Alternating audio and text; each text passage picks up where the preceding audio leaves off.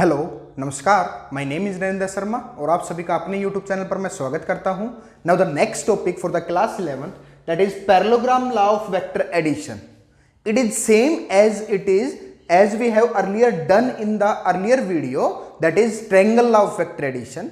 उसी का आपके पास सेम वही है। उसमें सिर्फ क्या था कि आपके पास दो वेक्टर थे, वो बना रहे थे ट्रायंगल में। अब मैंने क्या किया है, ओ ए लिया है, ए वेक्टर जो एज इट इज उसमें था, ओ बी ले लिया। ये यहां से अगर मैं इसको बी लेके चलूं या सी लेके चल लेते हैं, ये सी मैंने कोई लिया, दैट इज द सी, जिसको मैं कहूं ओ सी है, वो आपके पास क्या है, एक बी वेक्टर है। समझ आया?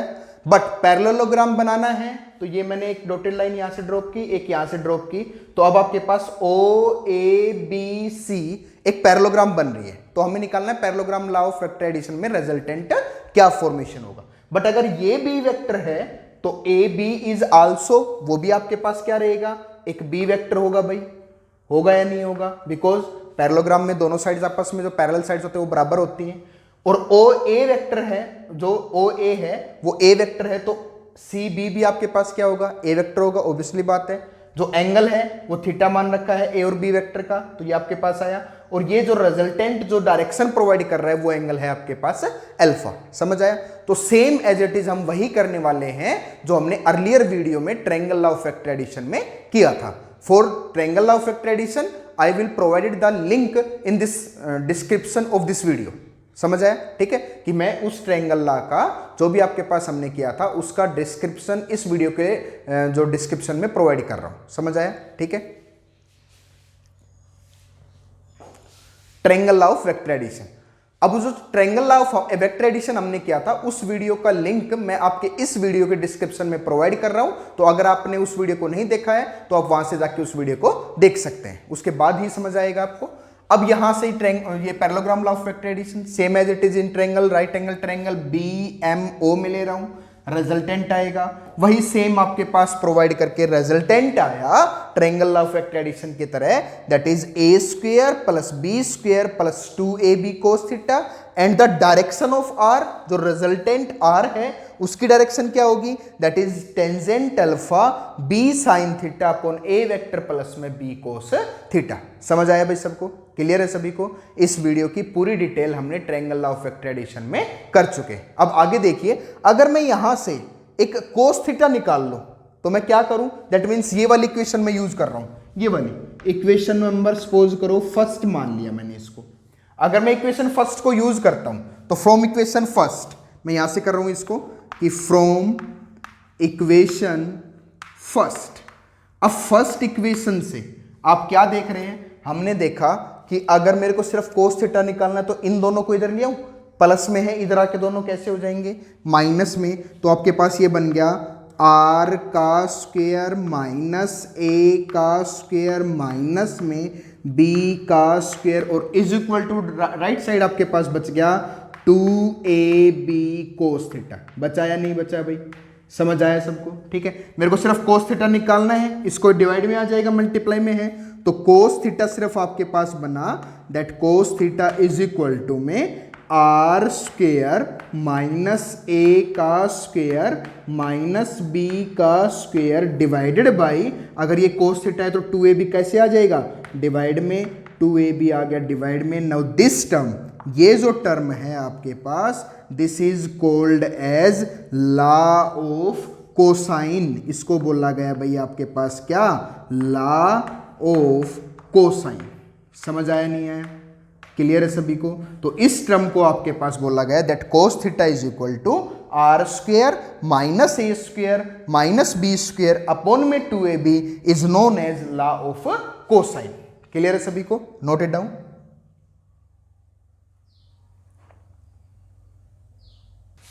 अब आगे भैया आपके पास, अब आगे हमें निकालना है, ये हमने लॉ ऑफ कोसाइन निकाल लिया, अब आगे निकालना है लॉ ऑफ साइन। क्या बोलते हैं जिसको, लॉ ऑफ साइन। तो ये मैंने लिखा लॉ ऑफ साइन। इसके लिए मैं क्या करता हूं, इसके लिए मैं करता हूं एक कंस्ट्रक्शन करता हूं कि ए से मैं एक परपेंडिकुलर ड्रॉन कर रहा हूं ऑन ओ बी, जो आपके पास परपेंडिकुलर बाइसेक्टर बनेगा एक तरह का। ये आपके पास मैंने कोई परपेंडिकुलर ड्रॉन किया, ये परपेंडिकुलर जो ड्रॉन किया है, सपोज करता हूं this is the point n, ये आपके पास वो जो पॉइंट है वो कौन सा पॉइंट है भैया, आपके पास n पॉइंट है, ठीक है। Okay, now this is alpha angle, और इसको मैंने मान लिया आपके पास that would make an beta angle, वो क्या बना रहे हैं आपके पास, एक बीटा एंगल बना रहे हैं। तो अल्फा एंगल हो गया, बीटा एंगल हो गया और थीटा एंगल हो गया, समझ आया सबको। अब मैं यहां से लॉ ऑफ साइन कैसे निकालूंगा, मेरे को हर ट्रायंगल के लिए साइन फॉर्मेशन चाहिए, तो साइन फॉर्मेशन के लिए क्या करता हूं, पहले मैं एक लेता हूं in right angle triangle ANO, अब मैं ले रहा हूं in right angle triangle, in right angle triangle ANO।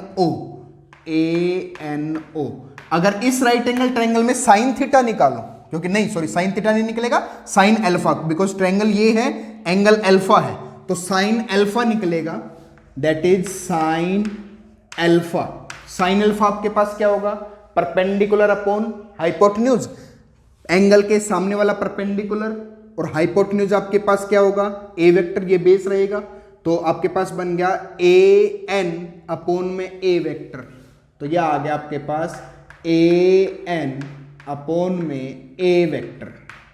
समझ आया नहीं आया, बिकॉज आपके पास क्या होगा, परपेंडिकुलर, परपेंडिकुलर AN है, हाइपोटेन्यूज आपके पास OA था जिसको मैंने A वेक्टर लिख लिया, तो यहां से अगर मैं AN को निकाला तो AN निकल के आया आपके पास, that is A vector sine alpha, निकल के आया नहीं आया, समझ आया सबको, ठीक है। तो ये आपके पास आ गया AN इज इक्वल टू में A वेक्टर साइन अल्फा, ठीक है। चलो अब यहां से इसी का दूसरा पार्ट में लेके चलता हूं, in right angle triangle, triangle ANB, अब मैं लेके चलता हूं similarly in right angle triangle, in triangle right angle ही है ANB।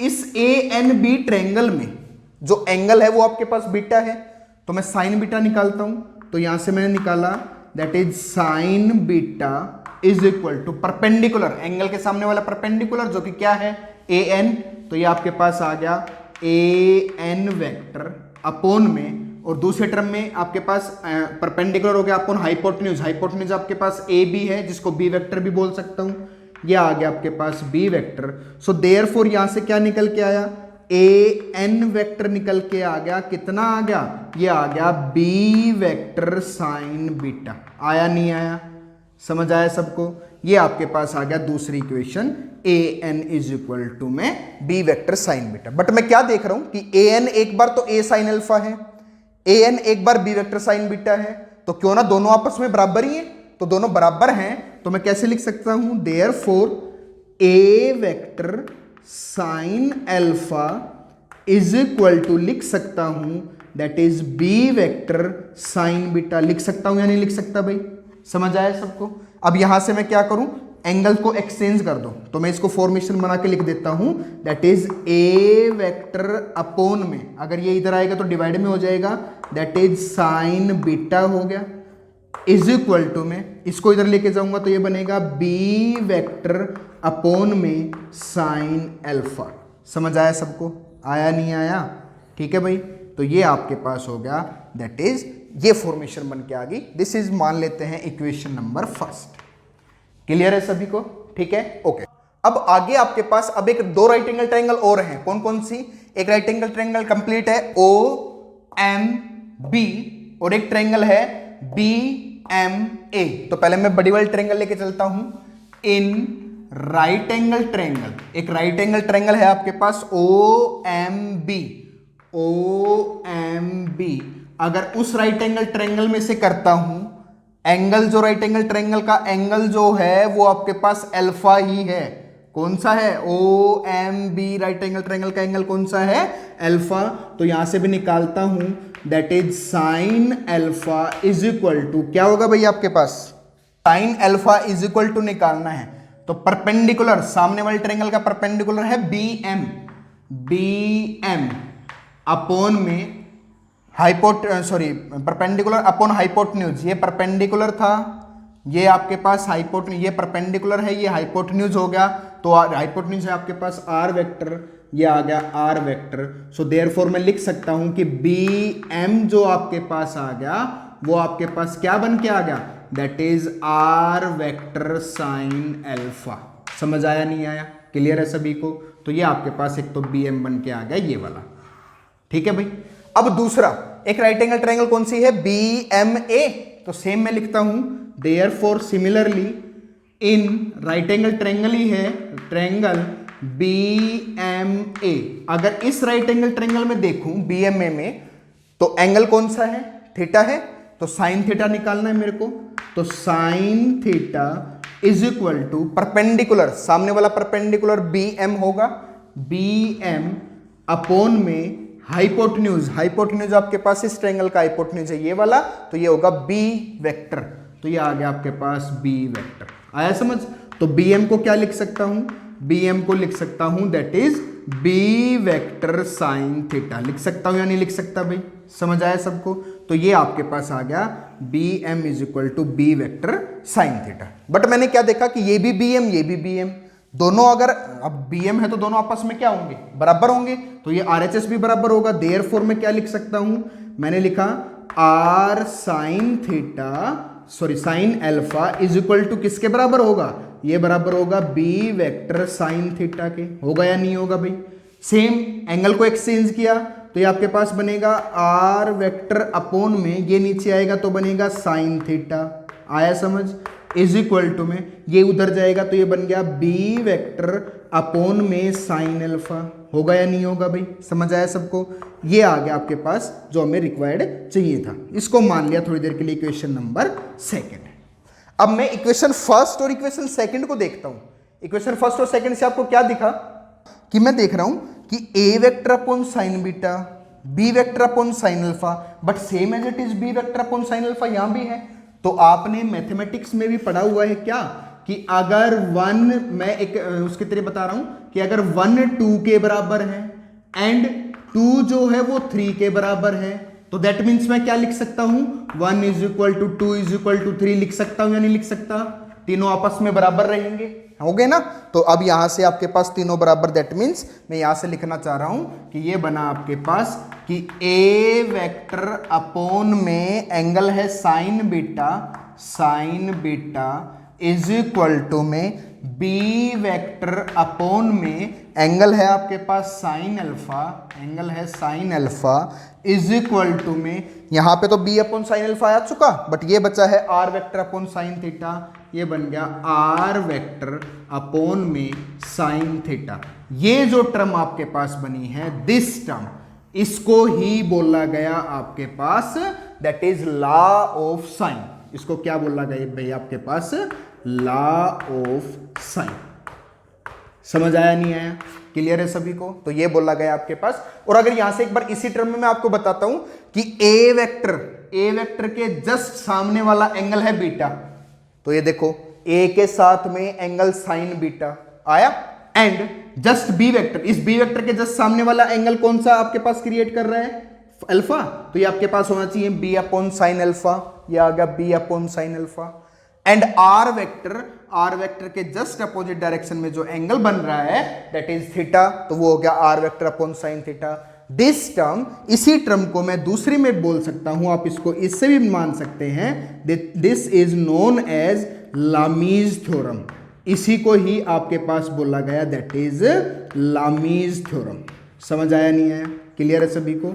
ये आपके पास जिसको मैं कहूं लॉ ऑफ साइन या दूसरे टर्म में कहूं लामीज थ्योरम, दोनों एक ही स्टेटमेंट है। क्लियर है सभी को? Note it down.